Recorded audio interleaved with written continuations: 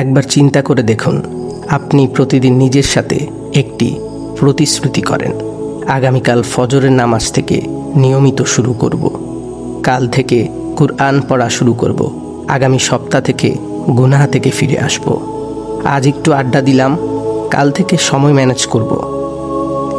কিন্তু সেই আগামীকাল আর আসে না, কারণ আপনি কালকেই ধোঁকা দিয়েছেন নিজেকে।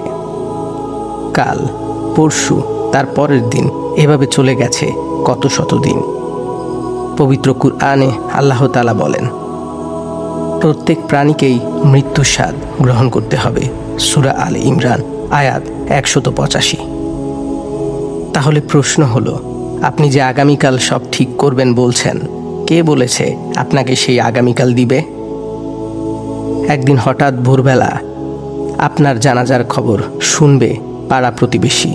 হয়তো আপনার ঘরে তখনও ডেস্কে পড়ে থাকবে একটি খাতা, যেখানে লেখা ছিল আগামীকাল থেকে নিয়ম করে নামাজ পড়ব, অথচ সেই আগামীকাল আর আপনার জীবনে আসেনি।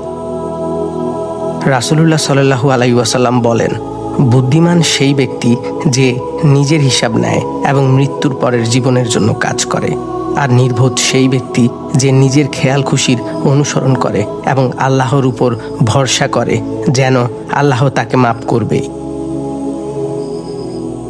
আমরা বারবার নিজের কাছে কথা দেই, কিন্তু বারবার সেই কথাগুলোকে ভেঙে ফেলি, নিজেকে ধোঁকা দেই। আসলে আমরা জানি কি ভুল করছি, তবু ভুলের মধ্যেই শান্তি খুঁজি। একটা সত্যি কথা কি জানেন?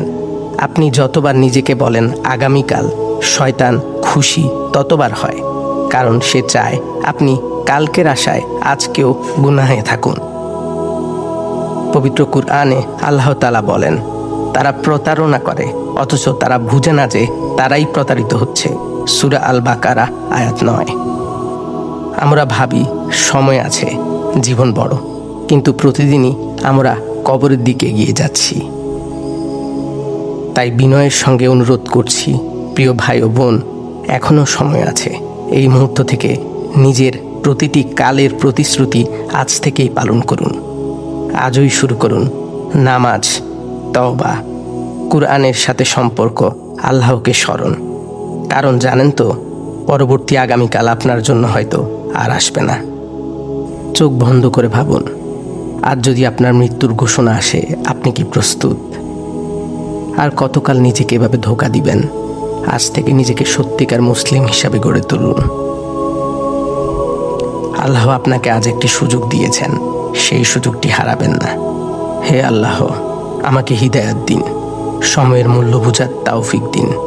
আমার আগামীকাল যেন আমার আখিরাতের জন্য না হয় আফসোসের কাল। এই মেসেজটি শেয়ার করুন, হয়তো আপনার শেয়ারের মাধ্যমেই কারো জীবনে ফিরে আসবে আল্লাহর দিকে ফিরে আসার আগ্রহ। জাযাকাল্লাহু খাইরান।